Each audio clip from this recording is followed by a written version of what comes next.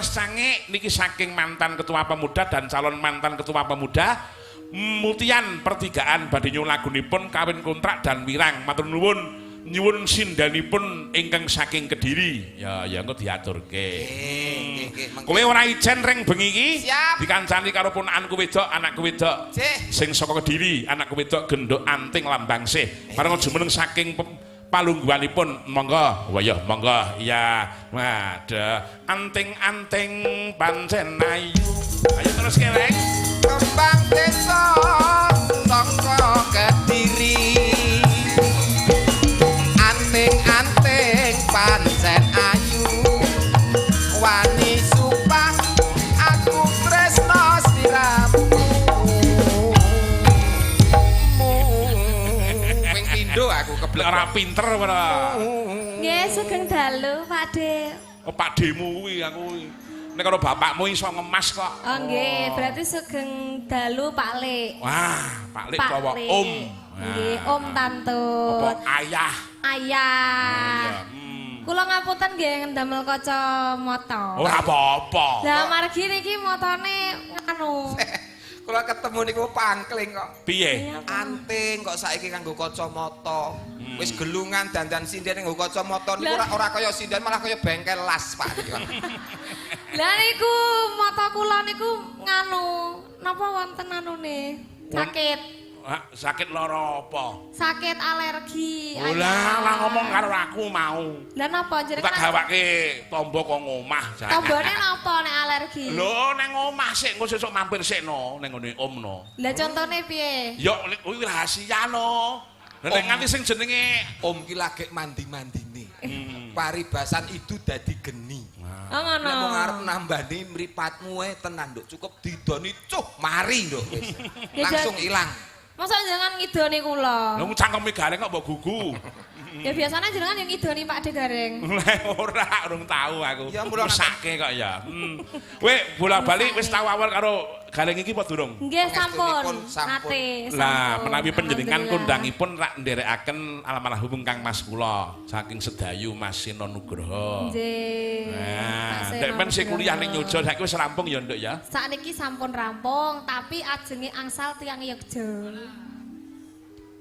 pikiran sik lho lho lah mbok ya wis seben kok dadak lah wong Kediri ki akeh wong lanang Klaten wong akeh wong lanang kok ngliwati Klaten nek jenenge jodoh paribasan asam di gunung garam di laut bersatu dalam belanga wong Klaten entuk Malang wae ya akeh kok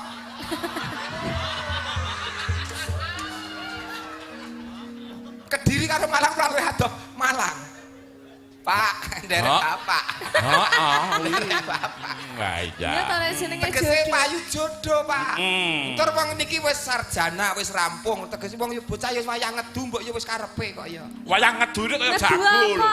ngedu apa sing dadi sekolahe ndek mben ilmune diterapne dalam kehidupan masyarakat oh nggih ngaten niku jenengane kudu sering-sering ngewanti ngojang kula kan kula ajenge angsal tiyang Yogya kula ajenge melanjutkan kehubungan yang serius dan jenengan kan sampun nate nikah pinten 4 kali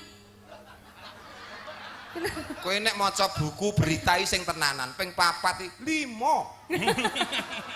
malah ping 5 lha nggih maksudnya kan jenengan pun berpengalaman pengalaman lah wong kuwi tenan wis eneng ana bojone kuwi sing piyayine iki lencir kuning eneng sing kaya dream ya eneng Nduk sing mlakune ngene ya enek kok komplit tapi komplit lha jenengan oleh wong wedok kok neko-neko saka ngendi nggo koleksi koleksi lah ya iki ning panyuwun Pangkur Rinoso wau saka bapak-bapak panitia oh nggih pelok ya wah kira-kira mu ben di jantenan kok mengko yo mulih ning Kediri apa ning Nyoja kula bolak-balik ayah ora kowe mengko balik iki mulih ning Kediri apa ning Nyoja kula ten Yogya mangke oh iya kalau wingi ten Kediri kula belan-belani saking Kediri ten mriki lho Pak De Kediri Klaten iya ya mergo kowe sing ngakon Pakmu cilik mula lah nggih mergo Pak Leke dhewe lah iya kowe aja nuwun sewu aja serik nek dhek iki ponakanku mboten dadi cah kondang nggih Mbak Niken Salindrike Mbak Yuku iki ponakan nggih menawi jenengan ngoten kula pun paham Pak jenenge Traing Nata Rembesing Madu beda kula Pak Heeh, lha kowe iki traing kiri rembese peceren dadi ya. Mangga nek ora kuwi ya sak karepmu pamane kuwi ganggam. Ya sementing bawa mengko diaturke lagune ning tembang kangen. Iki meneng panyuwun kok tembang kangene, Nduk. Lan nyuwun pangapura kagem piyayi-piyayi ingkang kersa kepengin badhe ngaturaken bawa pisumbang bawa nyadong duka ingkang kathah. Mengke kula caosi wekdal wanci gara-gara. Gara-gara. Menika sampun sepakat kalian panitia. Leres. Iki nanjake bintang tamune Gareng, bintang tamune Mbak Anting terus kanca-kanca ibu-ibu Swarawati pengrapit. ngaten nggih. Ayo Nduk, mangga. Nggih. Rena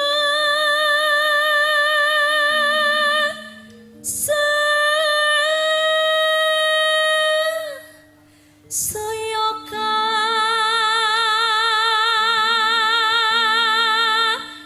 Rasa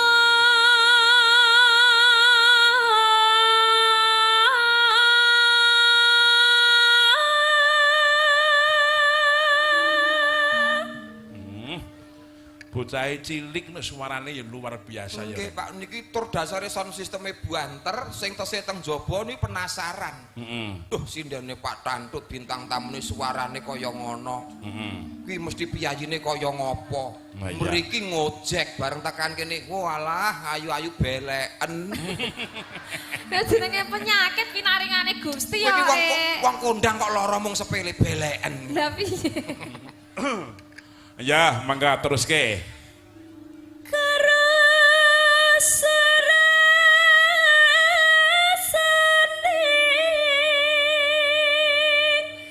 hati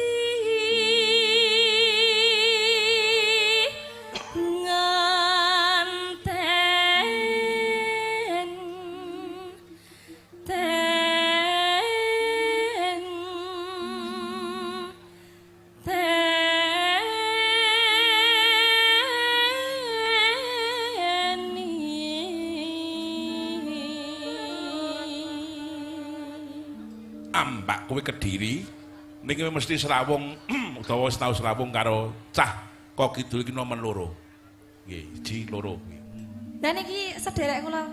Oh, dulurmu kuwi? Nggih. Oh, iki sedulurmu isi. Nggih. Kowe ora ngerti kasuse nang kene ora ngerti kowe. Lho. Kasus napa? Lah niki bocahe kaya polos anteng meneng. Oh. Kuwi iki nang kene kuwi kondange kentir ya, Nduk. Wis kowe ora ngerti. Nek mbok sawang pancen ketok polos, anteng meneng, nek mandeng ngono mung meneng. Iki ngengleng, Nduk.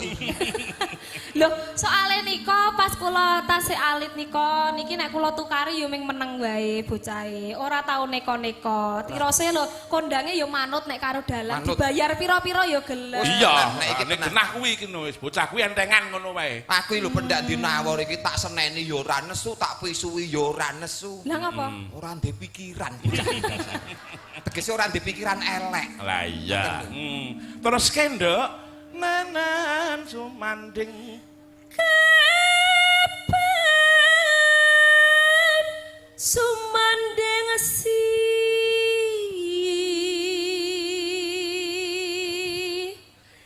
sehmo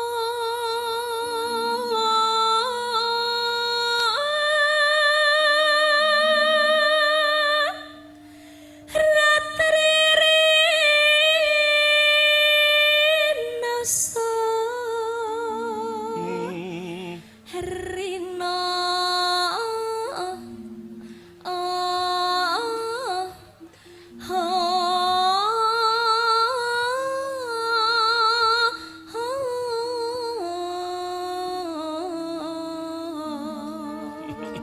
Jengkok-jengkoke kaya kentir persis. Lah wong Lah sak niki daerah. Sedulur Pak, sedulur. Lah sedulur padha-padha kentir Sak ta Pak? trah kok lah ya. Wis. Biasane nek sinden kentir didikane dalange. Iya, dhisik iki kentir iki ya didikane bapakmu kok. Oh iya. Lah iya, nah, ya mung iki ora dadi nek kentir iki sak dadi lho. Kowe sapa? Vito bagusmu. Vito, pade ngono kuwi kan. Oh iya. Malik mah is kono le ngono mah. Malik iki teke basa aya ngono. Mangga teruske. Ya mangga. Yen wis rina enggak ratri kang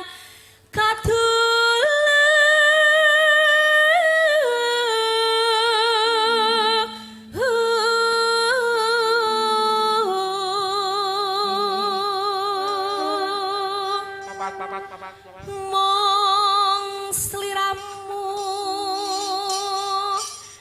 tanah liya tak tresnani lahir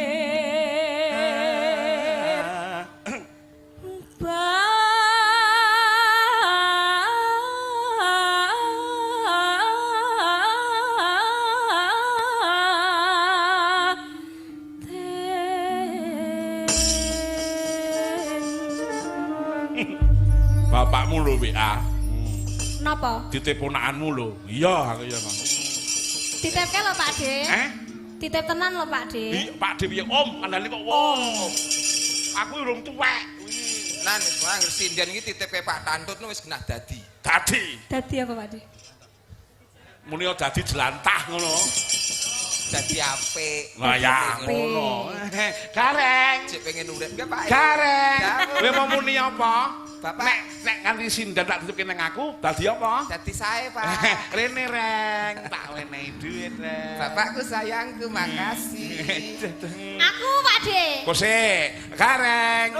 Kowe nampa duit, oleh slamet karo nampa duit, mati pilih endi reng?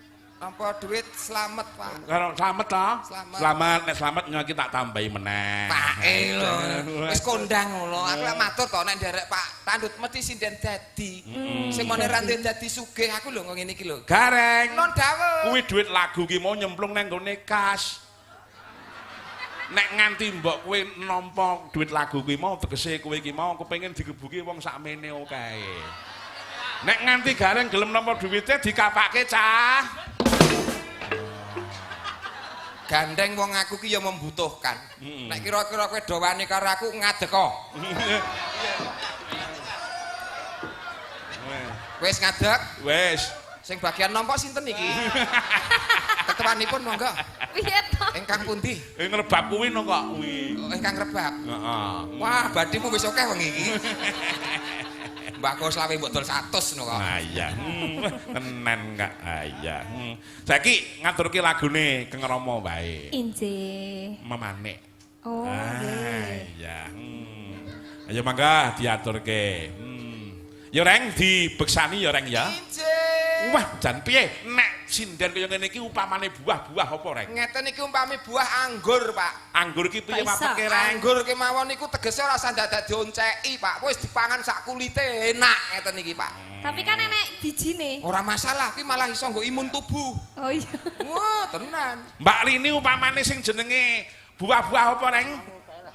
Niki Heeh. pisang. Pisangi piye? Pisang sing pakulitane resik apik, dioncek ambune arum, dicuwokot dipangan legit ngantek sak pok-poke, Pak. Iku nek Mbak Rini. Mbak Lini nek putri. Niki. Heeh. Niki umpami buah sawo. Waduh. Pakulitane sawo mateng. Gitu. Wah, nek dionceki niku rasane legi banget, Pak, harum. Heeh. Pinggir dhewe Yutarni. Buah, Heeh. pace. Kok pace?